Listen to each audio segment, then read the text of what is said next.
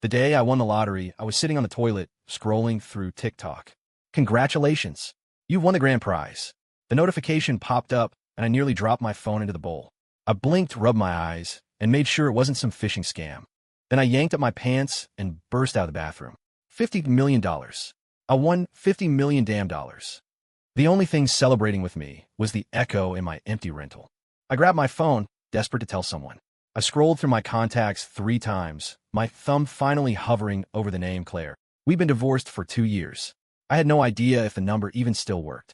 My finger hung over the call button for a long moment before I finally gave up. Forget it. That woman had a heart of stone. I remembered how final she'd been when she left.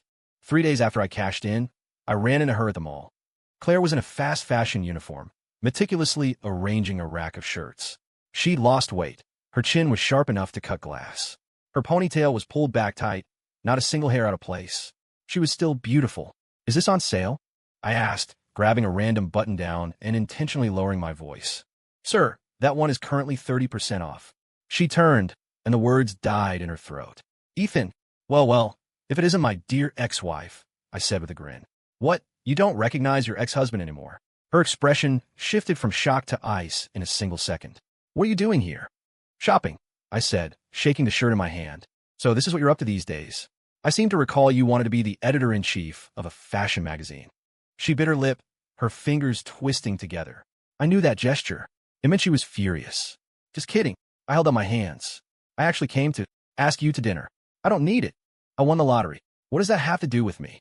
$50 million. Her hands paused for a fraction of a second before she went back to straightening the hangers.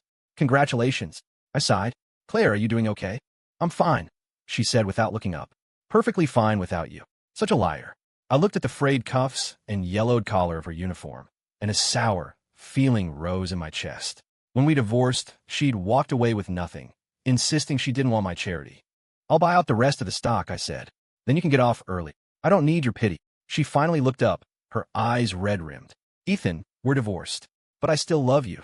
The words slipped out before I could stop them, surprising even myself. Claire's eyes widened like a startled rabbit. Then she turned and ran, not even bothering to change out of her work clothes. By the time I chased her out of the store, she had vanished into the crowd. I stood in the middle of the mall, still holding that ridiculous shirt, feeling like a complete idiot.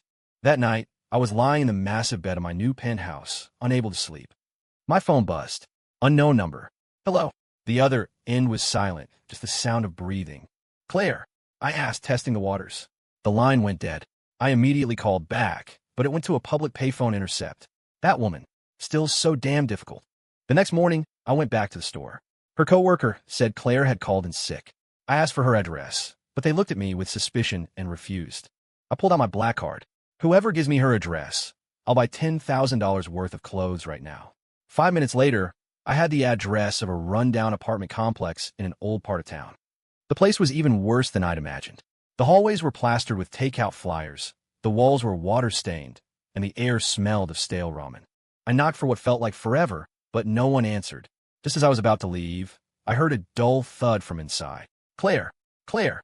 I pounded on the door. "If you don't open this door, I'm kicking it in." Still no response. I took 2 steps back and slammed my foot into the door. It splintered open. Claire was curled up on the floor, her face ashen and beaded with cold sweat. "What's wrong?" I rushed over and scooped her up. "It hurts," she whispered, pointing to her abdomen. "Right here." Without a second thought, I carried her out of the building. She was as light as a feather, trembling in my arms. "Hang on, we're going to the hospital."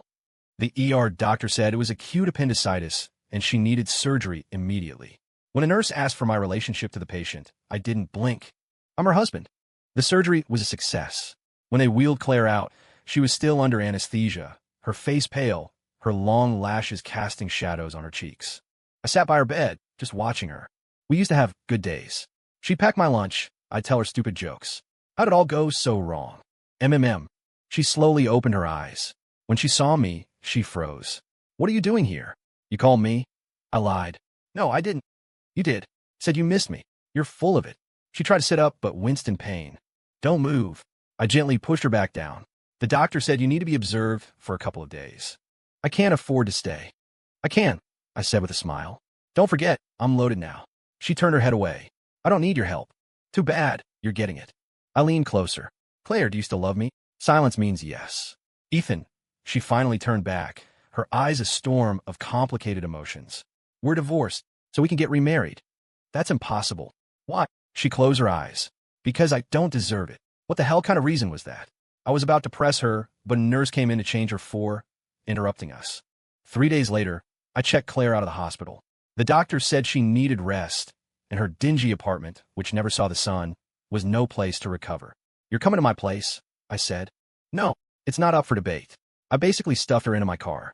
You're the patient. You listen to me. Ethan, you're an asshole. Thanks for the compliment. My new place was a penthouse in the city center, with floor-to-ceiling windows overlooking the entire skyline. Claire was visibly stunned when she walked in, but she quickly put her mask back on. Nouveau riche, she muttered under her breath. Damn right, I said, puffed with pride. So, regretting that divorce yet? I set her up in the guest room and hired a full-time caregiver. Claire spent all day holed up in her room, only emerging for meals.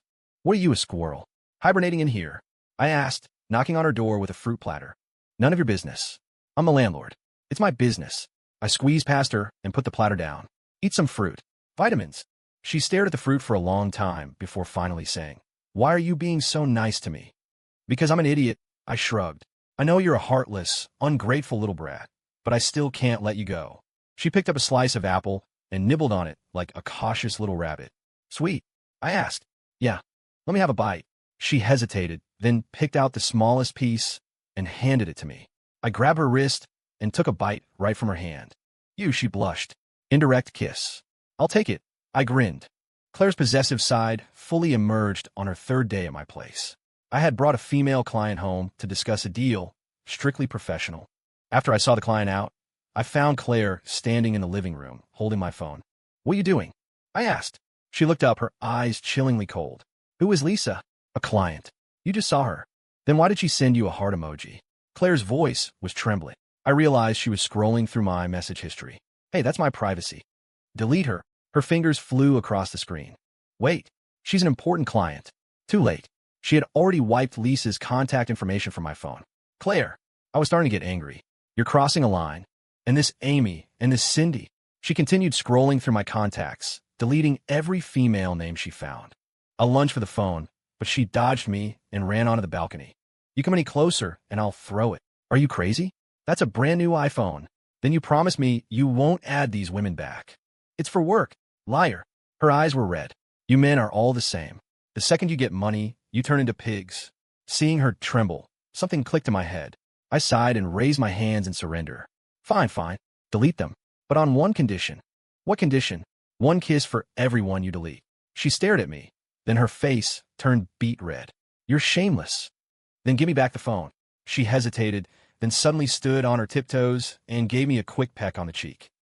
10 deletes. That night, I lost over 30 female contacts and gained 3 kisses. All things considered, it was a pretty good deal. Claire's possessiveness only got more extreme. She started spritzing my suits with her perfume, stuffing her pictures in my wallet, and even changing my laptop background to a selfie of her. Marking your territory? I asked, half amused, half exasperated. You're mine, she said, matter of fact. Ex-husband is still a husband, so let's get remarried. No, why not? She went quiet again, turned around, and slammed her bedroom door. I stood outside, completely baffled. What on earth was going on in that woman's head? That weekend, I had a college reunion. I wanted to bring Claire, but she refused. Is it a parade of your ex-girlfriends? She sneered. What? No, just old classmates. Liar. You were the big man on campus. Ooh, jealous? I chuckled. Don't worry, you're the only one for me. Smooth talker, she huffed, but she still helped me pick out a suit and tie my tie. Halfway through the party, I got a text from Claire. What time are you coming home? It just started, I texted back. Probably not till 10. Okay. An hour later. Have you been drinking? Nope, just 2 beers. Okay. Another 30 minutes, and my phone rang. It was Claire. Hello. There's a woman next to you, she said, her voice cold. No, there isn't. Just a few of the guys. I heard a woman laugh. That was the waitress. You have 10 minutes to get home, or I'm throwing out your entire collection of action figures. The line went dead. I stared at my phone. My buddy nudged me. What's up? Wife on patrol. Ex-wife, I said with a pained smile. Worse than a wife. And you let her get away with it?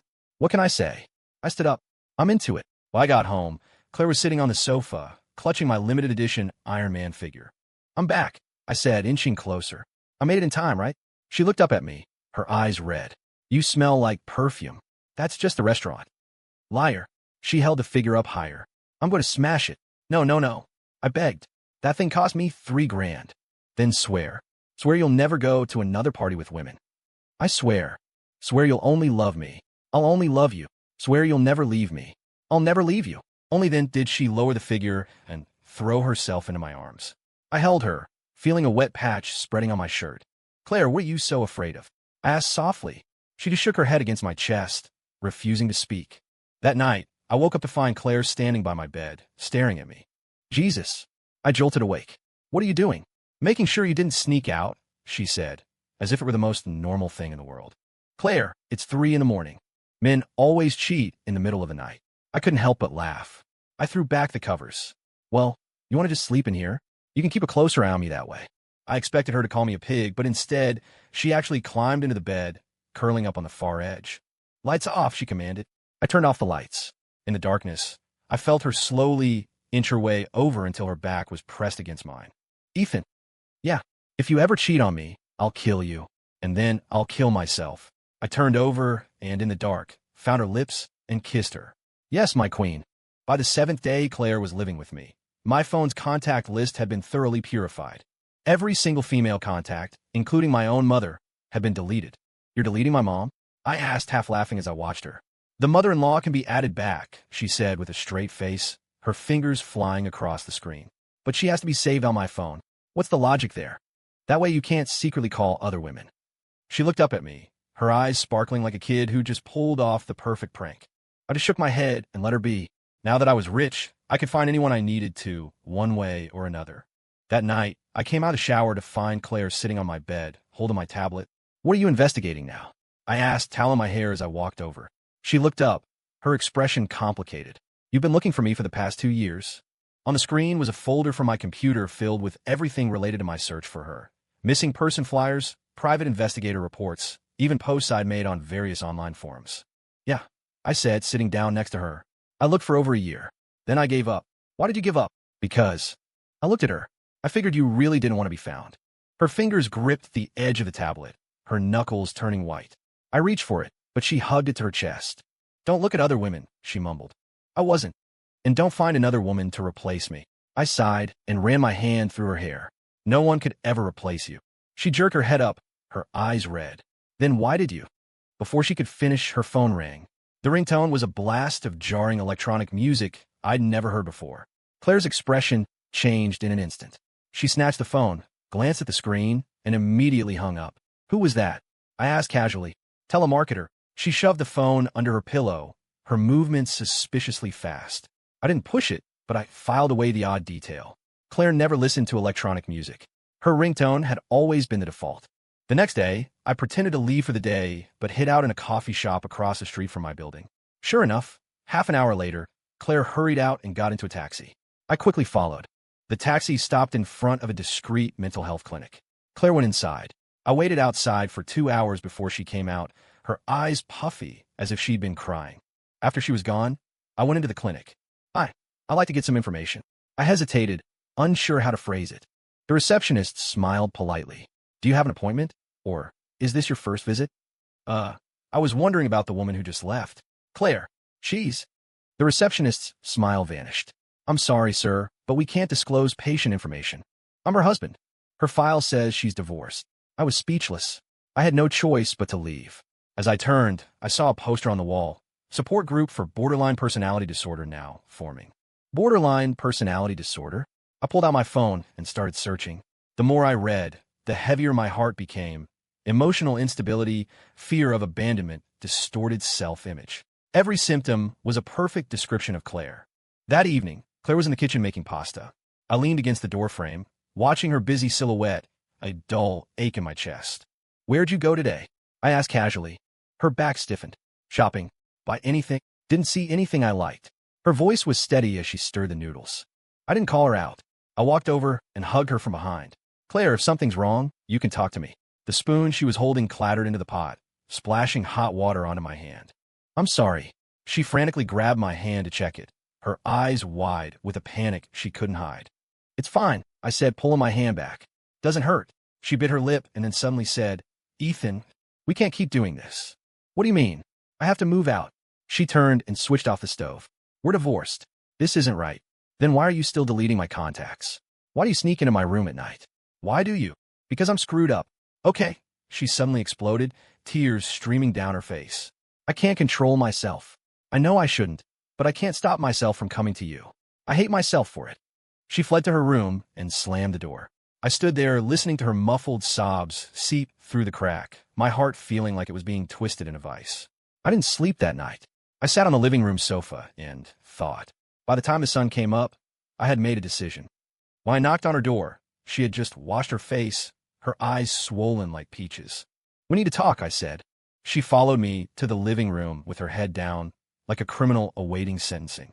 I went to that clinic yesterday, I said, getting straight to the point. Her head snapped up, her face draining of all color. Why didn't you tell me? I asked. Tell you what? That I'm sick. She laughed bitterly. That I can't control my emotions?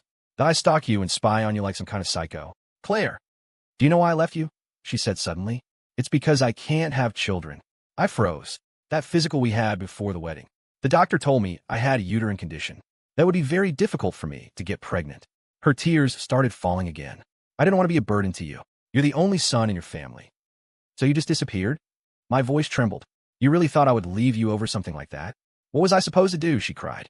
Watch the hope in your eyes die a little more every single month. I walked over and pulled her into my arms. She cried like a child. You idiot. I stroked her hair. Who cares if we don't have kids? As long as I have you, that's all I need. She looked at me, tears streaming down her face. You're not disgusted by me? I am, I said, try to lighten the mood. I'm disgusted by how stupid you are, thinking you have to carry everything by yourself. She managed a tearful smile and playfully hit me. Seriously, I said, wiping away her tears. Tomorrow, I'm going to the clinic with you. We'll see the doctor together. Okay. She hesitated for a moment, then nodded. That night, Claire came to my room, pillow in hand. Just sleeping. Nothing else, she mumbled, her face red. Okay, just sleeping, I said with a smile, making room for her. I woke up in the middle of the night to find her curled up in my arms, her hand gripping my shirt tightly, as if she was afraid I'd disappear. I gently kissed her forehead and made a silent vow. This time, I would never let her face anything alone again. On the way to the clinic the next day, Claire was so nervous she kept squeezing my hand. Is the doctor mean? I asked. No, she whispered, but I'm afraid she won't like you, because I told her a lot about you. The clinic was in a quiet neighborhood, with a warm and inviting decor. Claire's therapist, a kind-looking woman in her 40s named Dr. Evan, smiled and shook my hand. You must be Ethan, she said. I've heard so much about you. I managed an awkward smile, wondering just what Claire had told her. Dr. Evans asked Claire to wait outside, so she could speak with me alone first. Claire's situation is quite complex, Dr. Evans began. She has borderline personality disorder with depressive episodes, as well as clear symptoms of post-traumatic stress. I nodded. What can I do? The most important thing is stability, she said, adjusting her glasses. She needs to feel safe and accepted. You can't be hot and cold. You can't be wishy-washy. I understand. This won't be easy, Dr. Evans said gravely. Her emotions will be a roller coaster. One day you'll be her savior. The next day, she'll be convinced you're about to abandon her. I know, I said, taking a deep breath. But I love her. Dr. Evans smiled. That's exactly what she needs. After the session, Claire was visibly more relaxed. On the way home, she slipped her hand into mine. What did Dr. Evans say to you? She asked. She said you're making great progress.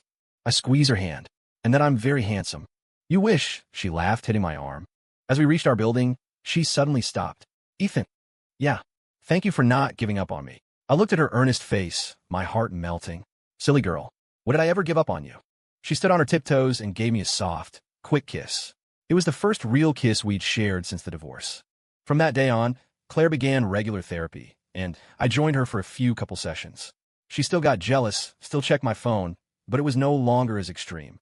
Once, she asked me, if I'm always like this, will you get tired of me? I countered, if I'm always this handsome, will you get tired of looking at me? She laughed and tackled me in a hug, then whispered against my chest, never. During the third week of Claire's therapy, Dr. Evans suggested we try an emotion journal, a log of daily mood swings and their triggers. Claire agreed in the session, but the moment we got home, she tossed the notebook in the trash. That's so childish, she scoffed.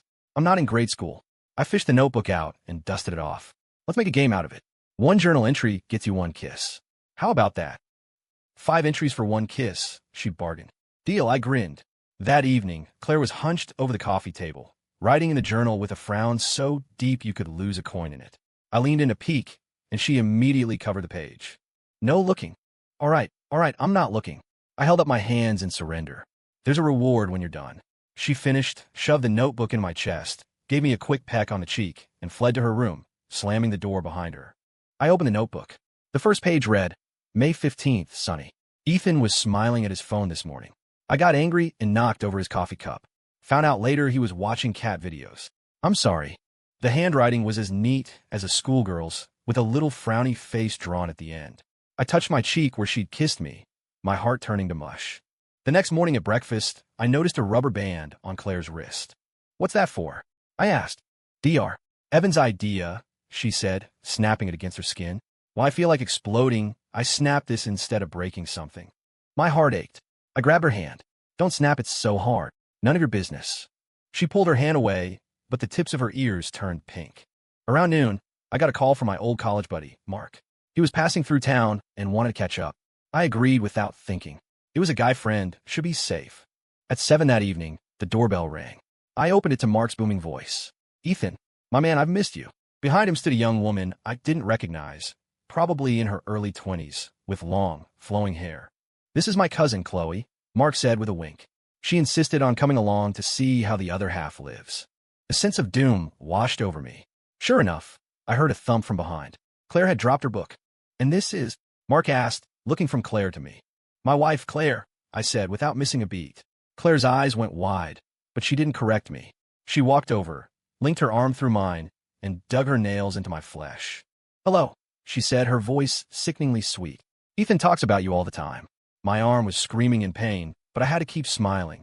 Come on in, have a seat. At the dinner table, Claire was the picture of a doting wife, constantly putting food on my plate, refilling my water, even wiping my mouth. Mark was stunned. Man, Ethan, you got it made. Look at this domestic bliss. Chloe asked curiously. Claire, how long have you two been married? 3 years, Claire replied smoothly. Wow, and you're still so in love. Claire gave a sweet smile, while her hand under the table gave my thigh a vicious pinch. I nearly jumped out of my seat, but had to force a grin. Yep, we're inseparable. After our guests left, Claire's demeanor changed instantly. She dropped my arm and stormed toward the bedroom. Claire! I chased after her. She really is his cousin. What do I care, she sneered. We've been married for 3 years. After all, you can do whatever you want. I blocked the doorway. Are you jealous? Huh. She turned her head away. Why would I be jealous? We're divorced, remember? Then what was that all about? I was just playing along, she said, lifting her chin. Didn't want you to lose face in front of your friends. I laughed. Claire, you're right, I twitches when you lie. She immediately covered her eye. No, it doesn't. I took the opportunity to wrap my arms around her. Admit it, you still love me. She struggled for a moment, then went still. Ethan, I'm scared. Scared of what? Scared you'll leave me, like they did. Her voice was barely a whisper. My heart clenched. Claire just shook her head, refusing to say more. She was unusually quiet that night and went to her room early. I woke up in the middle of the night to find her curled up on the floor by my bed, like an abandoned kitten. I gently lifted her onto the bed. She mumbled in her sleep and burrowed into my side, whispering, "Don't go." The next day, Claire's mood hit rock bottom. She refused to eat breakfast, refused to go to her therapy session, and even refused to write in her emotion journal. It's useless, she said, hugging her knees as she sat on the window seat. I'm never going to get better. I knelt in front of her. Why would you say that? Because I'm a psycho. She gave a bleak smile. I can't control my emotions, I'm paranoid. Who would ever love a psycho? I would, I said, taking her hand. I love my little psycho. She pulled her hand away. Stop trying to make me feel better. I know you'll get sick of me eventually. Everyone does. I was about to argue when my phone rang. It was an emergency at the office. An investment project had gone south, and I had to handle it personally. I have to go out for a bit, I said, feeling helpless. Claire just nodded, her expression blank. Go. Before I left, I looked back at her. The sunlight streamed through the window, but it was like it was shining on a statue of ice, giving off no warmth. Things at the office were a mess. I was tied up until 9 that night. When I finally checked my phone, I had over a dozen missed calls, all from Claire. I immediately called back, but her phone was off. I rushed home to find the apartment dark and empty. Claire. I searched every room, finally finding her in the bathroom. She was huddled in the tub. On her wrist was a shallow, bloody line. Next to her lay a shattered drinking glass. My heart stopped. I lunged forward to check the wound. Thankfully, it was just a surface cut. "You're back." She looked up at me, her eyes unfocused. "I thought you'd abandon me." I picked her up, my voice trembling. "I will never abandon you." She leaned against my chest, her tears soaking my shirt. "I'm sorry. I screwed up again." That night, we talked about her past for the first time. When Claire was 10, her mother died. Her father remarried quickly and left her with her grandmother. Her grandma was a bitter, angry woman who constantly threatened her, saying, "If you don't behave, I'll throw you out." Every time I made a mistake, she'd lock me outside and tell me to fend for myself, Claire said softly. I'd kneel and beg her, promising I'd be good. But she kept doing it. I held her tighter, a heavy stone sitting in my chest. Eventually, I learned something, she continued. "If I leave first, I can't be abandoned. That's why I left you." It all clicked into place. The reason she'd been so final when she left, it wasn't because she didn't love me. It was because she was terrified of being left behind.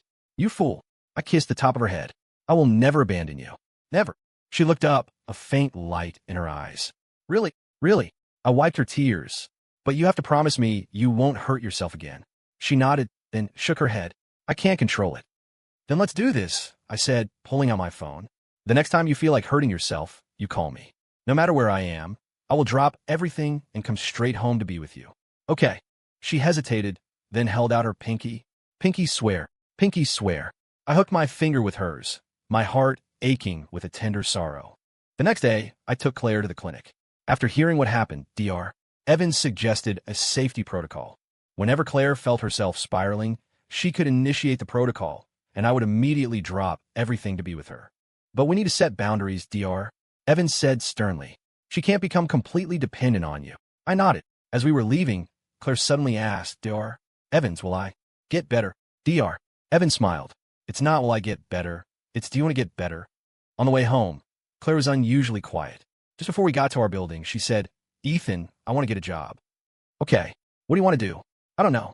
She fiddled with her fingers.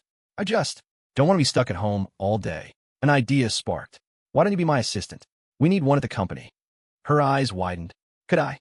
"Of course." I puffed out my chest. "I'm the boss. I say who gets hired." Claire finally smiled, her eyes curving into crescents. "Well, I'll give it a try."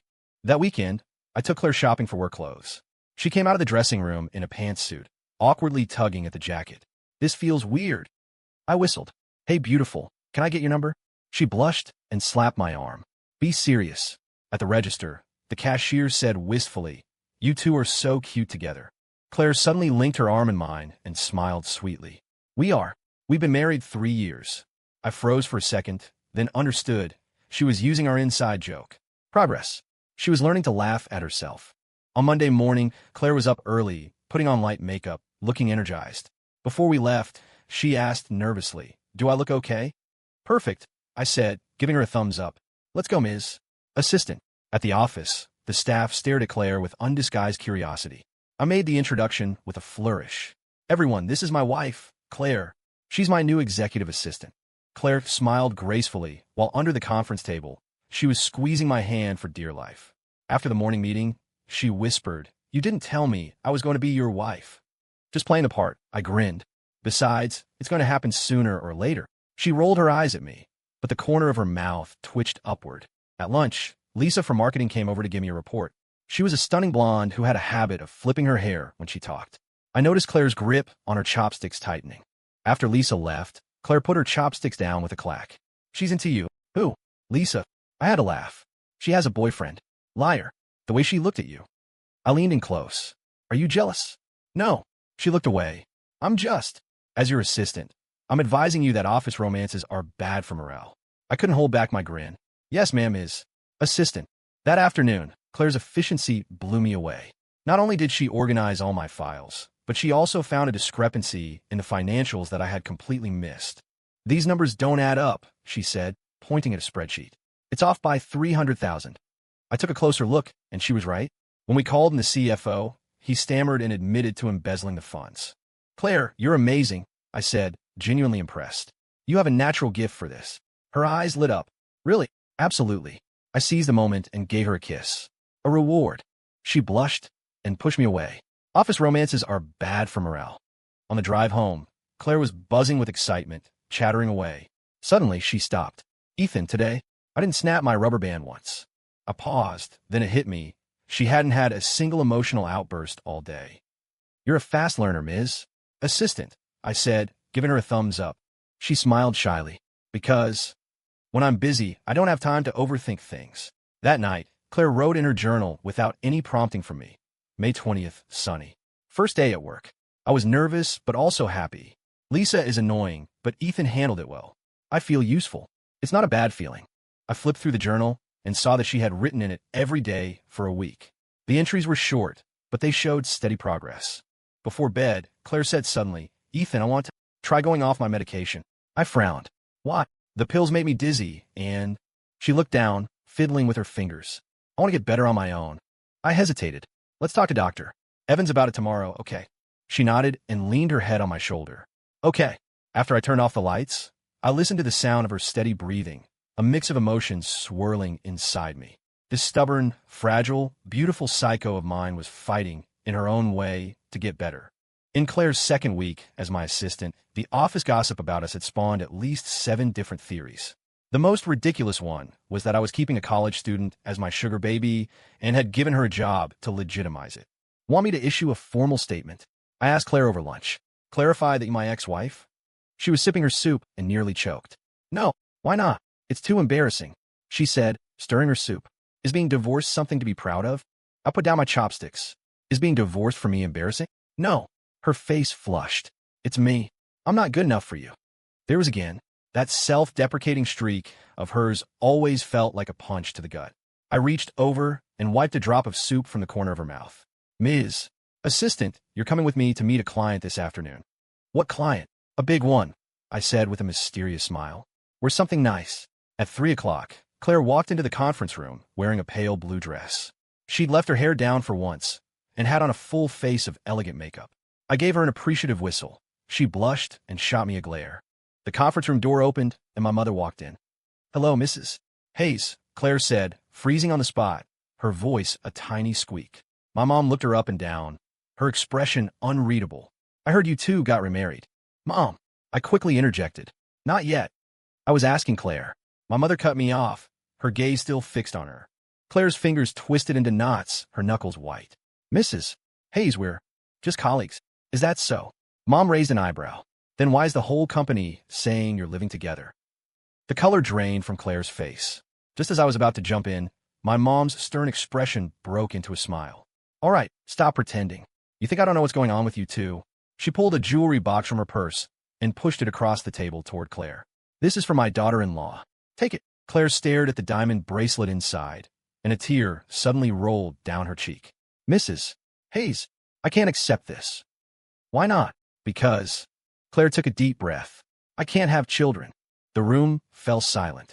My mom's expression shifted from surprise to sympathy, and she finally sighed.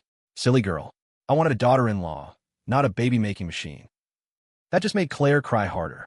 I went over and wrapped an arm around her.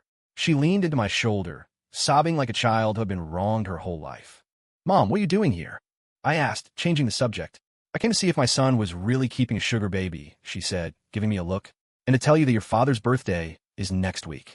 Bring Claire home for dinner. Claire's head snapped up. Me? You have to be there, Mom said, her tone leaving no room for argument. We're family. We don't hold grudges. After my mom left, Claire was still in a state of shock, clutching the jewelry box. You can't escape now, I said, tapping her nose. Mom's claimed you. She bit her lip. Ethan, am I really allowed to be happy? Of course. I kissed her forehead. But first, we have another problem to solve. What problem? I pointed to the door.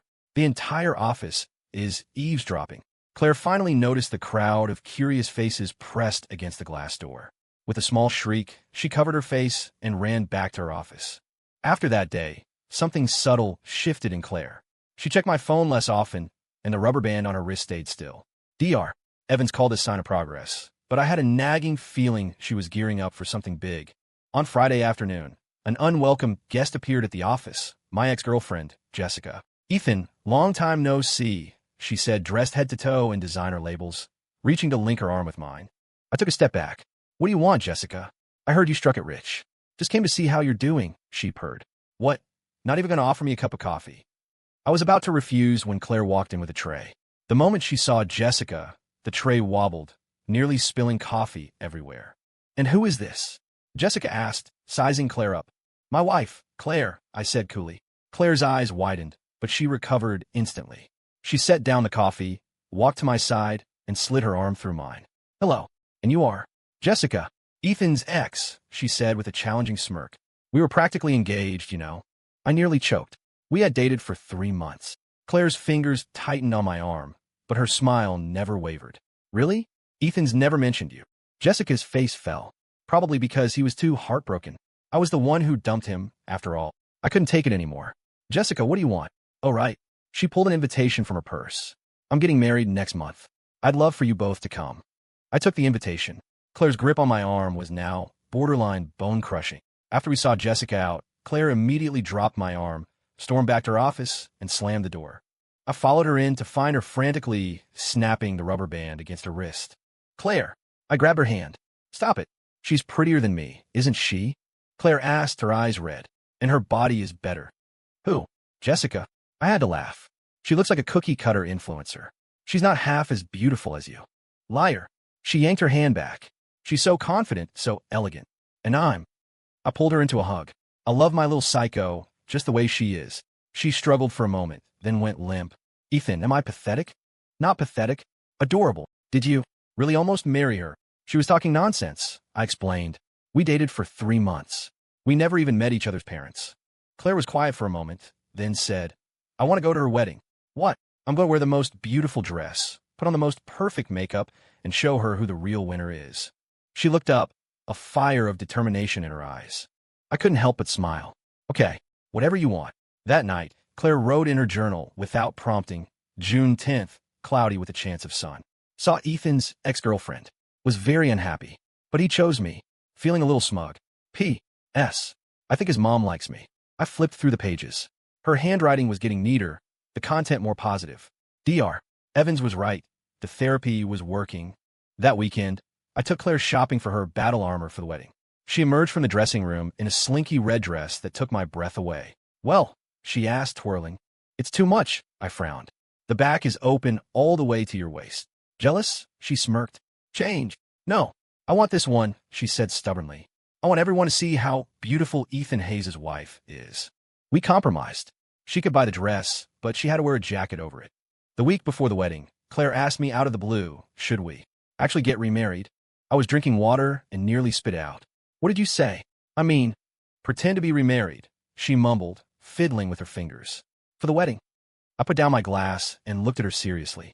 Claire, I don't want to pretend. She froze. Either we really get married, or we stay as we are, I said. There's no in-between. Her eyes flickered. I need to think about it. On the day of the wedding, Claire was a vision. The red dress made her skin look like porcelain. Her hair was swept up in an elegant style, revealing the delicate line of her neck. I stood beside her in a matching navy blue suit, feeling like her bodyguard. Nervous? I asked before we went in. She took a deep breath. A little. Just remember, you're my wife, I said, squeezing her hand.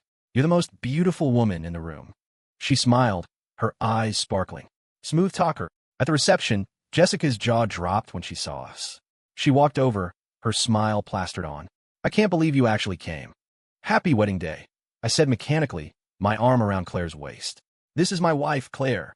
Claire smiled gracefully and handed her a gift. A little something for you. Jessica took the gift, her expression a mix of emotions. You two got back together. We did, I said, not batting an eye. Our love was just too strong. Claire pinched my side, but her smile remained perfect. After the ceremony, we were seated at a table with strangers. Claire was poised and charming, making elegant conversation. You would never guess this was the same woman who deleted my contacts in a fit of rage. Nice performance, I whispered as we walked to the restroom. She shot me a look. Who's performing? This is who I am. Oh yeah? Then who was it that threw my coffee cup? That was... Her face turned red. That was a special circumstance. I laughed and kissed her forehead. I love you no matter which version you are. On my way back from the restroom, I saw Claire on the terrace. Jessica was standing in front of her, saying something, I quickened my pace and heard Jessica's voice drip with venom. You're just picking on my sloppy seconds. Claire's back stiffened, but her voice was calm. Is that so? Then why did he choose me and not you? Jessica sneered. Because he's an idiot. You passed up something better. Better? Claire suddenly laughed. Are you talking about the nose you've had done 3 times? Or the chin implant you had to get redone? Jessica's face turned pale. You. What about me? Claire tilted her head.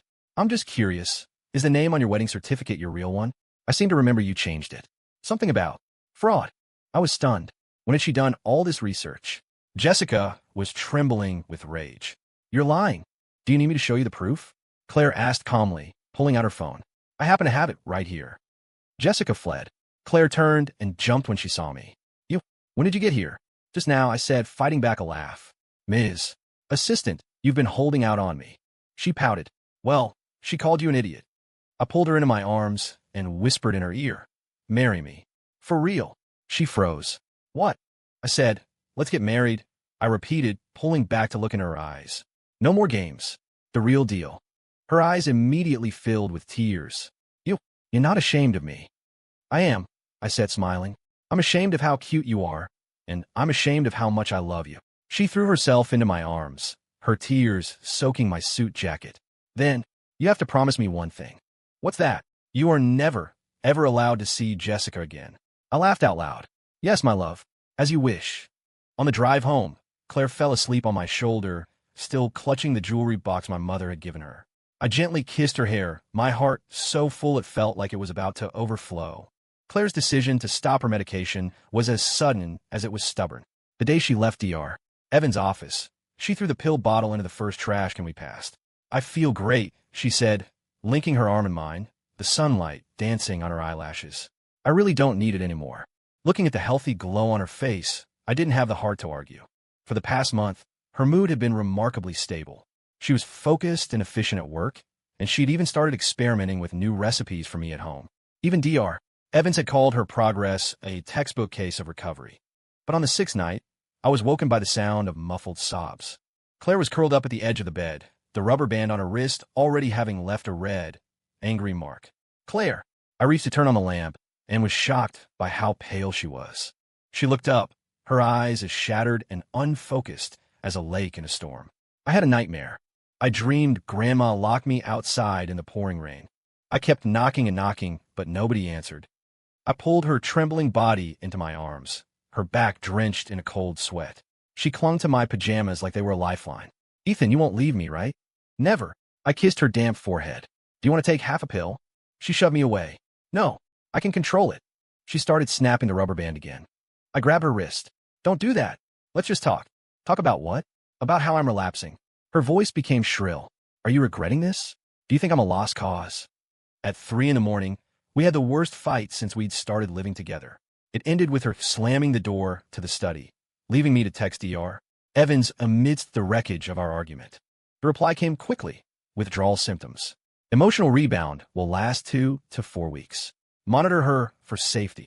At dawn, I found Claire asleep at the desk, an old photo album open in front of her, one-eyed salvage from her grandmother's house after she passed. In one photo, a 7 or 8-year-old Claire stood at a school gate, wearing a uniform that was clearly too big for her face devoid of any childish joy. I gently closed the album, but the movement stirred her. She opened her bloodshot eyes, and the first thing she said was, "Can I skip work today?" Of course. I stroked her hair. What do you want to eat? I'll make it for you. She shook her head and pointed to a photo in the album that had been torn and taped back together. This is my mom, our only picture together. The woman's face was blurry, but I could see a strong resemblance to Claire. I noticed the corners of the photo were worn smooth for being touched over and over. Did she ever? Look for you. Claire's fingernails unconsciously picked at the photo's edge. She came once when I was 12. She was with a man and said she wanted to take me to the city. A bitter smile touched her lips. On the condition that I call him Dad. My chest tightened. Did your grandmother agree? Grandma chased them off with a broom. She laughed, a chilling sound that made my skin crawl. But that night, she locked me outside and said I was an ungrateful brat, just like my mother. I held her tight, feeling the sharp angles of her spine. In that moment, I realized with terrifying clarity that her wounds had never healed. They'd just been buried under a thin layer of medication and pretense. That afternoon, I got an urgent call from the office. I hesitated, but Claire poked her head out of the bedroom. Go ahead. I'm just going to take a nap. Are you sure you're okay? Yeah. She even managed a small smile. I'm craving sweet and sour pork for dinner. I got to the office to find out the financial issue was worse than I thought. The embezzling CFO, Rick, had also taken client data with him. Now, 3 of our major partners were threatening to pull their contracts. Ethan, this is fishy, the head of legal said in a low voice. Rick is Jessica's cousin. My mind went blank. Which Jessica? The one who brought the wedding invitation last month. He showed me a security camera still. In the photo, Rick and Jessica were in a coffee shop, our company's documents spread out on the table between them. By the time I put out the fires, it was late. I rushed home and pushed open the door to a horrifying scene. Claire was sitting amidst a sea of shattered porcelain, blood dripping from her wrist. Several empty liquor bottles lay scattered at her feet. Claire! I ran to her, my heart in my throat. Her left hand was still clutching the photo of her mother, now half soaked in blood. In the emergency room, Claire was silent as the doctor stitched up her wound. It wasn't until the nurse said, "Family can go get the prescriptions filled," that she grabbed my sleeve. Don't go. I'll be right back. I kissed her cold fingers. I promise. When I returned, I overheard her talking to the doctor from behind the curtain. It wasn't a suicide attempt. I just wanted to see if it still hurt. Have you done this before? The doctor asked. Yeah. Her voice was as light as a feather. When I was little, my grandma told me that if my heart hurt, I should pinch myself. Later, I found that bleeding felt better, like letting all the bad stuff out. I froze, a wave of nausea washing over me. The shadows I thought we had left behind were still there, gnawing away at her. On the drive home, Claire said suddenly, I saw the security footage. What footage? On your computer. She stared out at the night. Jessica and Rick. They're working together, aren't they? My hands tightened on the steering wheel. You were on my computer? I was just. Her voice trailed off. Trying to help you organize some files. The light turned red. I turned to look at her. Claire, trust goes both ways. She twisted the sleeve of her hospital gown, a spot of red seeping through the gauze. I know you're sick of me, that you think I'm broken. I don't. Then why did you text Dr. Evans? She looked up, a manic gleam in her eyes. I saw it. You told her I was having an emotional rebound, that you didn't know when I'd go crazy again. I finally understood what had triggered her breakdown. The light turned green. I pulled the car over, unlocked my phone, and handed it to her. Read it. The whole conversation. She bit her lip, refusing to take it. Scared to look? I gave a bitter smile. Because deep down, you know I would never betray you. Her hand trembled as she scrolled through the messages. Suddenly, she lunged at me, burying her face in my chest and sobbing uncontrollably. In that moment, I was both heartbroken and relieved. At least she was crying it out, not bottling it up until it fermented into self-destruction. Later that night, I was checking her wound when she spoke. My mom. She jumped from a building. My hand froze. What? On my 10th birthday, she said, her eyes vacant. She came to get me, said she was taking me with her. Grandma called her a whore, said she was shameless. Her fingernails dug into my arm. The police later said she owed a lot of money, that the man had sold her. My blood ran cold. She rested her head on my chest, her tears falling silently. Ethan, I'm scared. I'm scared I'll end up like her. You won't. I kissed away her salty tears. You have me. You have Dr. Evans. We're not going anywhere. She slowly calmed down in my arms, her breathing evening out. Moonlight filtered through the blinds, illuminating the crisscrossing scars on her wrist like a set of silver chains. The next morning, I was woken by a sound from the kitchen. Claire was at the stove in an apron, making eggs. The table was set with fresh orange juice and toast. Morning, she said, turning to smile at me, the dark circles under her eyes still visible. I took the day off. We have a follow-up appointment. The sunlight on her pale face made last night's horror feel like a bad dream. But as she turned back to the stove, I saw the edge of a fresh bandage peeking out from under her shirt cuff. A wound we both now shared, one visible and the other not. At the appointment, Dr. Evans adjusted her treatment plan, suggesting a medication with fewer side effects. It's like taking the cast off a broken bone, he explained. You have to do physical therapy. You can't just start running on it. On the way home, we passed a flower shop. Claire asked me to pull over. She bought a huge bouquet of sunflowers and said there was somewhere she needed to go. The car stopped at a cemetery on the outskirts of the city. She led me to an unmarked gravestone and gently placed the flowers in front of it. Mom, this is my husband, Ethan. I stared at her, stunned. This was the first time she had ever brought me here, the first time she had ever called me her husband. She knelt and wiped dust from the stone, her voice soft but firm. I'm doing okay now. Someone loves me. Someone takes care of me. I'll never be locked outside again. The wind rustled the golden petals of the sunflowers, and a few landed in her hair. I remembered the line from her journal, "I feel useful," and my eyes burned. That night, Claire wrote in her journal for the first time in a while. July 12th, storm turning to sun. Took Ethan to see Mom today. The wound hurts, but my heart feels lighter. Dr. Evan says to take it slow. Ethan says he'll take it slow with me. P.S. The sunflowers are beautiful. I closed the journal and looked at her sleeping form. In the moonlight, the bandage on her wrist was stark white, but her lips were curved in a slight, peaceful smile. The night before my father's birthday party, Claire tried on 7 different outfits and was still unhappy. I leaned against the doorframe of the walk-in closet, watching her toss dresses onto the bed like a frustrated cat. "How about this one?" she asked, emerging an 8th option, a navy blue dress, tugging anxiously at the waistline. "Beautiful." I walked over and straightened her collar. "But if you keep changing, we're going to have to go in our pajamas." She suddenly grabbed my hand. "Your dad, he really doesn't mind that I can't have kids." I finally understood her anxiety. I rubbed my thumb over the diamond ring I'd given her yesterday, deciding to tease her. "He does, so you'll have to make up for it with your other charms." The color drained from her face. I quickly pulled her into a hug. "I'm kidding." My dad said as long as I'm happy, he'd be fine with me adopting a cat and calling it his grandchild. "Ethan," she hit my chest, but her eyes were red. "I'm being serious." "I know." I kissed the top of her head. "Tomorrow, they're only going to ask one question. When are you two making it official again?" That seemed to flip a switch. Claire suddenly pulled me down onto the closet's ottoman, straddling my lap, her nose touching mine. Now, what?" "I want you now." She bit my lower lip, her fingers already unbuttoning my shirt. I managed to catch her wandering hands. "We have to be up early." "That's what you get for scaring me." She retaliated by leaving a dark kiss on my collarbone. "A mark, so everyone knows you're taken." We ended up eating a late-night snack in our pajamas. As Claire sipped her honey water, she said quietly, "I dreamed about my mom." I put down my fork. "What kind of dream?" She was standing in the rain, saying she was sorry. Claire stared at the ripples in her glass. "When I woke up, I did some research. The building she jumped from belonged to Sterling Enterprises back then." My heart skipped a beat. Sterling Enterprises was a real estate titan in our city, and its current chairman, Richard Sterling, was a famous philanthropist. "You think?" "I don't know." Her finger traced the rim of her glass.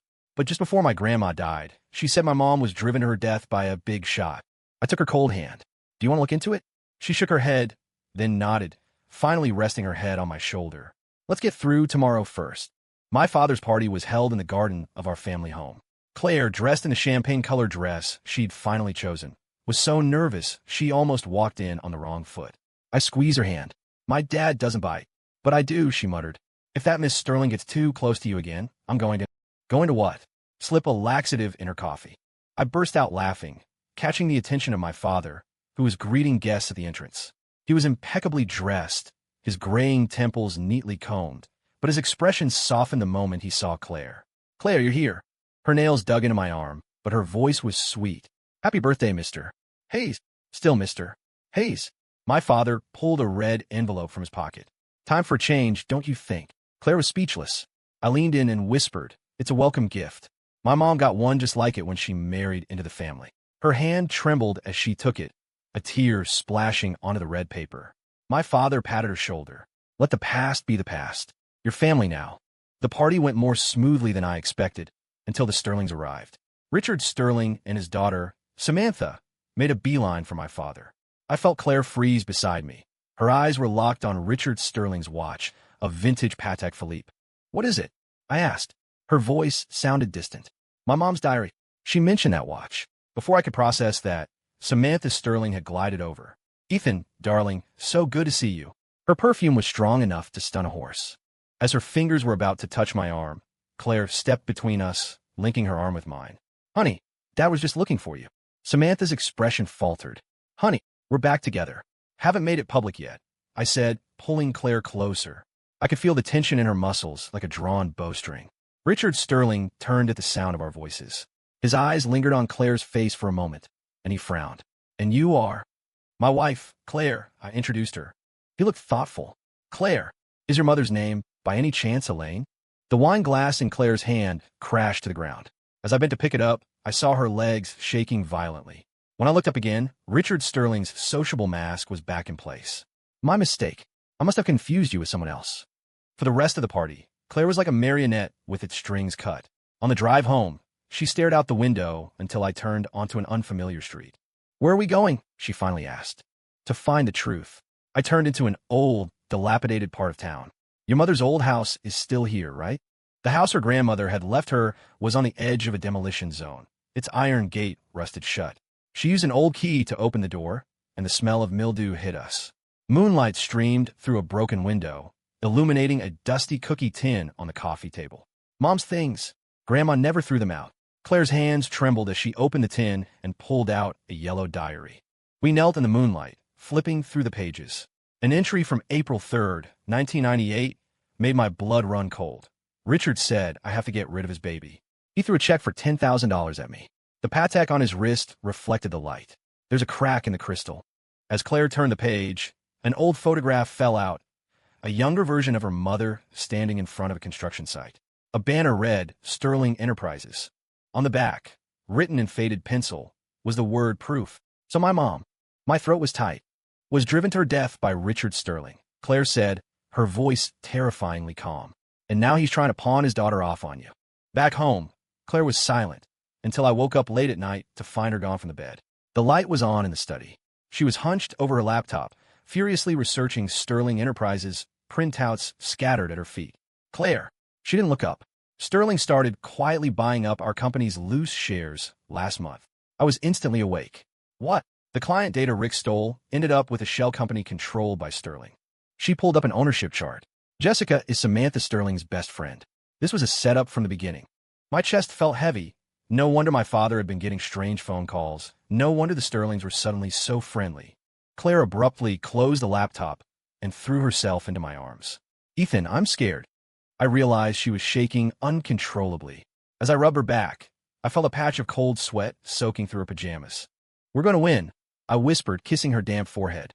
For your mother, and for our family. She looked up at me, a fire in her eyes I'd never seen before. I want to see him ruined. The next day, at an emergency board meeting, the other executives were clueless about Sterling's infiltration. After the meeting, Claire stopped our head of legal. I need you to pull the assessment report for Sterling's acquisition of the West Side property 3 years ago. He looked confused. What does that have to do with anything? The groundwater on that land is contaminated, but the report was doctored. Claire pulled up a hydrological survey. If this gets out, Sterling will not only face massive fines, their stock will tank. I stared at her in shock. How do you know this? My mother was an accountant at that assessment firm, she said softly. Her diary mentioned being forced to falsify the records. We worked through the night, compiling evidence. But just as we were preparing to report it, a call came from Dr. Evans. Why has Claire stopped taking her medication? I looked at Claire in the study. She was in a state of manic energy, having worked for 18 hours straight, her eyes bloodshot but showing no signs of fatigue. She thought she was better. A BPD patient who abruptly stops medication can trigger a manic episode. Dr. Evans said sternly. Bring her to the clinic. Now, when I forced Claire to rest, her computer screen was still displaying a financial analysis of Sterling Enterprises. I carried her to bed. She struggled, muttering, just give me 2 more hours. We'll fight again when you've slept. I coaxed her. Richard Sterling isn't going anywhere. She finally closed her eyes but sobbed in her sleep. I gently patted her back, like soothing a frightened child. At 3 in the morning, she woke up with a start. Ethan, my mom. Was she a fool? Why would you say that? To kill herself over a scumbag like that. She curled into a ball. It wasn't worth it. I didn't know how to answer, so I just held her. The moonlight illuminated the photo on our nightstand. A young Elaine, smiling softly, her eyes so much like the crying woman in my arms. Just before dawn, Claire said, I want to see Richard Sterling. It's too dangerous. I'm bringing the evidence, she said, her eyes unervingly clear. I want to watch him get on his knees and beg. I took her trembling hand. I'm going with you. As the morning light filtered through the curtains, Claire sat at her desk, writing in her emotion journal. I stuck a peek at the last line. July 20th, storm coming. Mom, this time, I'll protect you. In front of the Sterling Enterprises headquarters, Claire's nails dug into my arm. The watch. The crack is exactly where my mom's diary said it would be. I covered her trembling hand with my own and glanced at the Patek Philippe on Richard Sterling's wrist. The hairline crack in the crystal caught the sun, a cold glint like a tear from her mother's last moments. "Ethan, what a pleasant surprise." Sterling greeted us with a warm smile, but his eyes were fixed on Claire. "And this is my wife." I stepped slightly in front of Claire. I wanted to discuss our partnership on the West Side property. In the conference room, the city sprawled out below the floor-to-ceiling windows. As Sterling poured tea, Claire spoke, her voice quiet but sharp. "Mr. Sterling, did you know Elaine Miller?" The teacup clattered against the saucer. Sterling's expression didn't change. "The name sounds familiar. An accountant, I believe? The one who jumped years ago, April 3rd, 1998. Claire's voice was as light as a ghost's whisper. "You gave her $10,000 and told her to get rid of your child." Sterling's smile froze. I slid a tablet across the table, displaying a scan of Elaine's diary next to the hydrological report. The falsified assessment report for the West Side property was signed by Elaine. "Blackmail?" Sterling sneered. "You're banking on the ramblings of a crazy woman." "And what about this?" Claire played a recording. Through the static, a younger Sterling's voice was vicious. "Get rid of it, or you'll be planning a funeral for your daughter." Sterling shot to his feet, tea splashing onto his Hermes tie. He stared at Claire for a full 10 seconds, then burst into laughter. "So it's you, the little bastard." Claire's breath hitched. I squeezed her ice-cold hand, her pulse hammering against my fingers. "Mr. Sterling, let's make a deal. You stop the acquisition of my family's company, and we keep these secrets buried." "And why would I do that?" Sterling leaned over the table, his face inches from ours. "Because of some 20-year-old drama?" "Because of this." I pulled up the SEC whistleblower submission page on my phone. "Falsified reports plus contaminated land is enough to halt trading on your stock for 3 days." Sterling's eyes narrowed.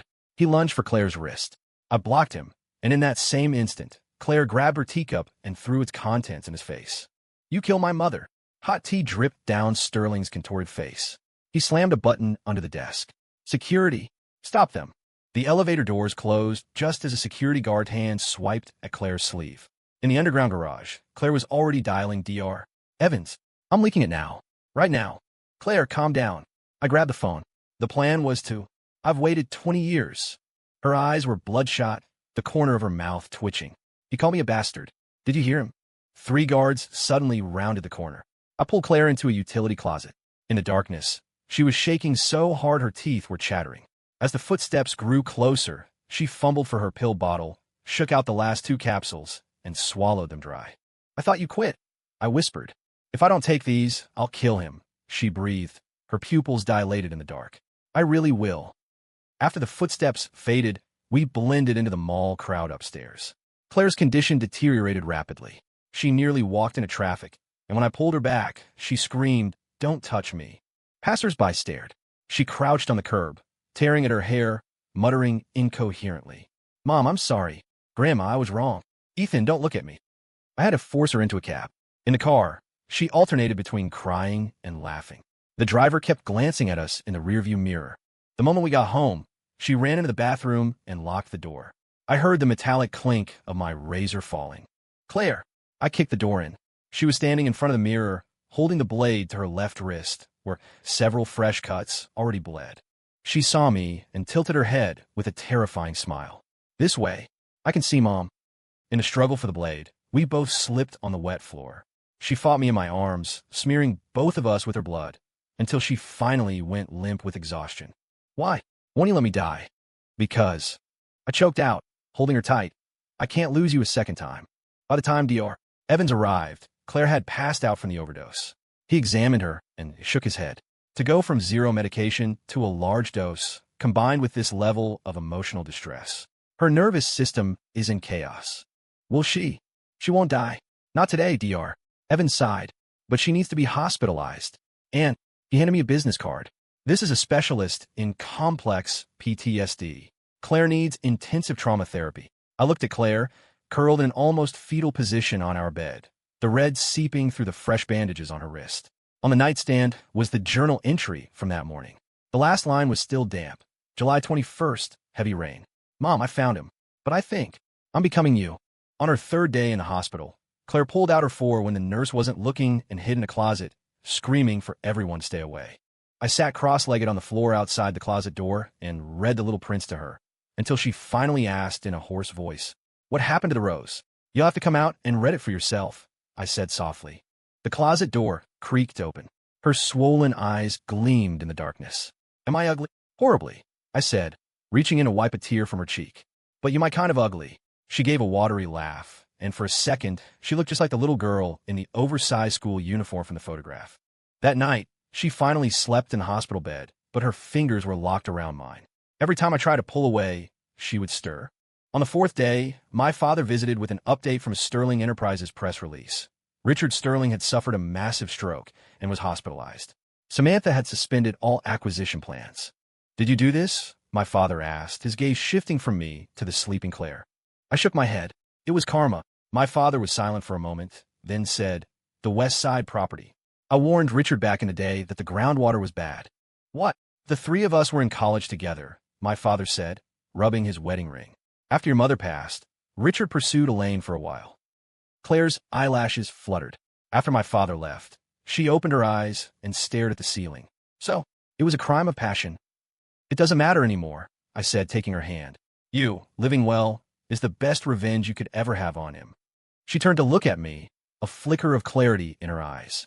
Ethan, I'm scared. Of what? Of turning into my mother. Of dragging you down. Of... Her tears traced a path in her hairline. Of you finally giving up on me. I leaned down and kissed her trembling eyelids. Then be scared. I'll be right here anyway. Outside, the storm had broken. A single ray of sun slanted across the sunflowers on the nightstand. Claire said softly, I want to try again. Try what? Therapy, she whispered, touching the bandage on her wrist. And loving you. On the day she was discharged, Claire saw a financial news alert in the parking garage. Sterling Enterprises was under federal investigation for fraudulent assessments. She stared at it for a long moment, then pulled out her phone and deleted every last piece of evidence she had. No revenge. I asked. This isn't what my mother would have wanted, she said, looking up at the glass facade of the Sterling Tower. She would have wanted for me to live. In the car, Claire wrote in her journal for the first time in days. While we were stopped at a red light, I snuck a glance. July 25th, sunny. Day 4 in the hospital. Ethan's voice is terrible for reading aloud. Richard Sterling had a stroke. I deleted the evidence. Mom, I hope you can rest now. P.S. I want to plant new sunflowers. I smiled and turned on the car radio. The opening chords of Coldplay's Yellow filled the car. Claire started to hum along, and the sunlight streaming through the sunroof caught the new rubber band on her wrist. It had a tiny sunflower charm on it.